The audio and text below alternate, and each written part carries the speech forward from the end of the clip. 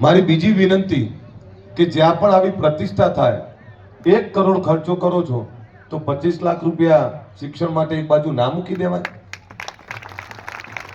અને એટલે તમને કહું છું, આજે ફરીથી કહેતો છું, આ જીબાજીને બધા મારા બેઠા છે, આ પાટણમાં તમને જ્યાં યોગ્ય લાગે ત્યાં જગ્યા લઈ લો. આજે કહી દઉં 51 લાખ રૂપિયા હું આપી દઈશ શિક્ષણ માટે.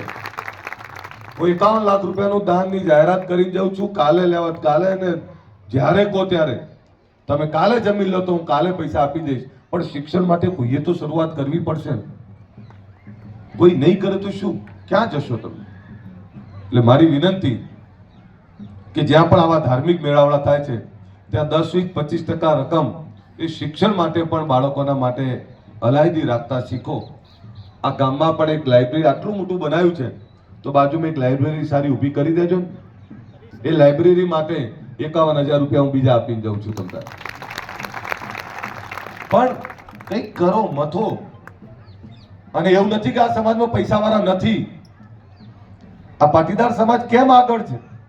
રબારી સમાજ કેમ આગળ છે? બીજા સમાજો, હમણાં ચૌધરી સમાજે 200 કરોડની જગ્યાની સાથે ચાલુ કરી, હમણાં કેમ આગળ છે?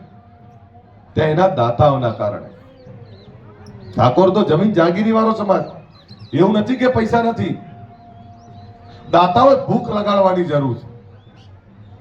અમદાવાદ અને ગાંધીનગર ઠાકોરની જમીન ઉપર બન્યું, 50%થી વધારે જગ્યાઓ આપણી હતી. ત્યાં કમનસીબી એ છે કે હજુ આપણી જોડે જગ્યા નહીં. ત્યાં એ જગ્યા લેવા માટે હું ત્યાં જે કરી રહ્યો છું ત્યાં મારે સરકારી જગ્યા શોધવી પડે. નહીં તો આટલી બધી જગ્યાઓ હતી આપણી, એક જગ્યા ના મળે. પણ જે સમાજો આગળ છે એ સમાજના દાતાઓના કારણે આગળ છે. વિચાર ગમે એટલો હોય, તમે મંદિરનો આટલો સરસ વિચાર કર્યો પણ 1 કરોડ રૂપિયા આપ્યા કોને? તો એ ગામના દાતા હોય. 1 કરોડ આપ્યા ત્યારે આટલું સરસ ભવ્ય મંદિર માતાનું બન્યું ને આપણું. એમ સમાજમાં રહેલા દાતાઓને વિનંતી કરું છું કે દાન આપતા શીખો.